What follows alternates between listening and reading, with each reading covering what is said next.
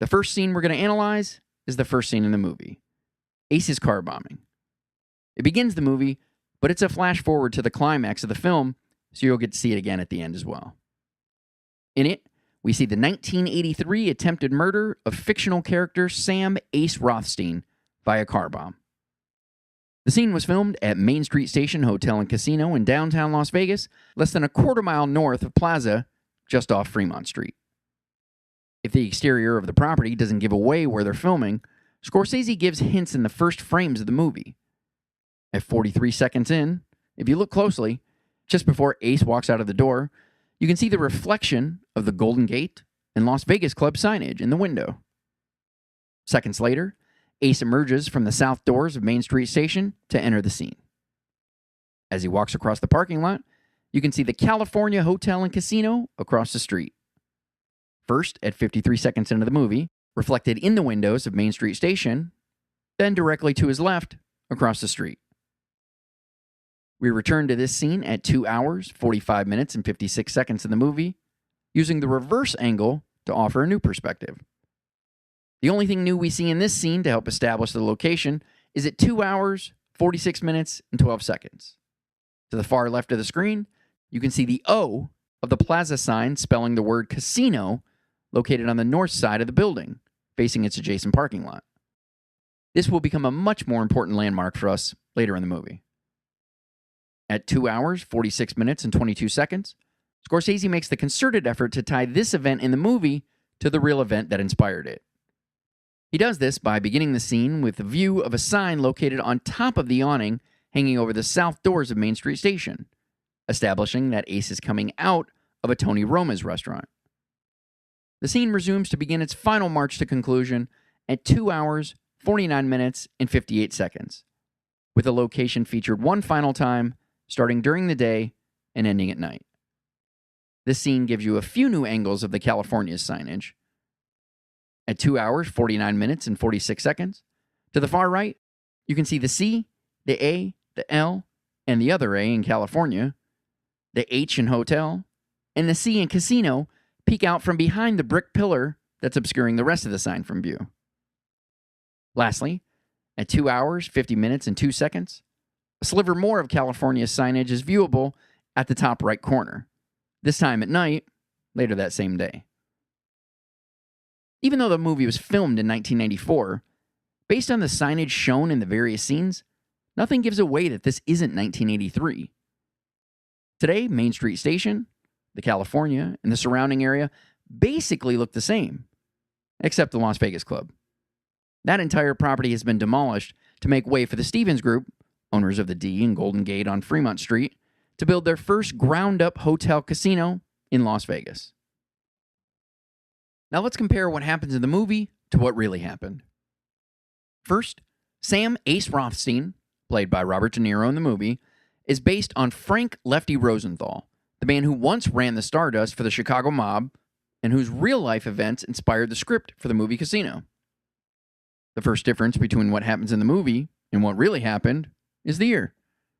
Before the first frame of the movie is shown, at 41 seconds in, Scorsese sets the scene for the car bombing to be in 1983. The real incident happened to Lefty on October 4th, 1982.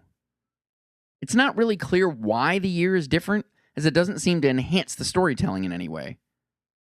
But often in movies, and especially Scorsese movies, when something seems to conflict,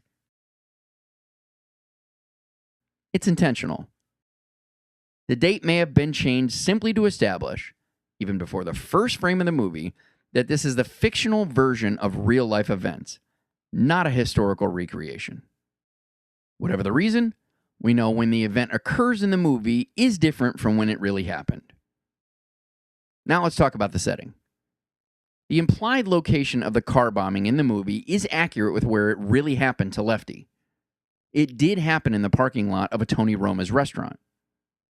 While never established to be Main Street Station Hotel and Casino, in reality, this is where the movie sets the restaurant's location, around 3 miles northwest of where it really happened. The real incident happened at the Tony Roma's located at 602 East Sahara Avenue, just over half a mile east of the former Sahara Hotel and Casino. This Tony Roma's location closed in 2014. But the Marie Callender's bakery it shared a parking lot with back in 1982 still exists to this day. Random Vegas. The Las Vegas Sun originally mistakenly reported that Lefty was coming from Marie Callender's before the car bombing happened. You'll find a link to that article on the blog. Today, the building Tony Roma's used to exist in is now home to Larry Flint's Hustler Hollywood Adult Shop. Interestingly enough, while not located in Main Street Station, Tony Roma's does now have a location in a Boyd property downtown, the Fremont. For the record, if the location was established to be Main Street Station in the film, it would be the first documented difference between the movie landscape and the real one.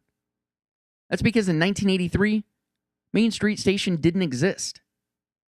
In fact, one of the reasons this location was selected for this scene was because Main Street Station didn't exist in 1994 when the movie was filming in Vegas. This property wouldn't be open as Main Street Station until 1996. Main Street Station originally opened as Holiday International in 1978. But former Dunes owner, Major Riddle, had to close the casino in 1980 after going into bankruptcy.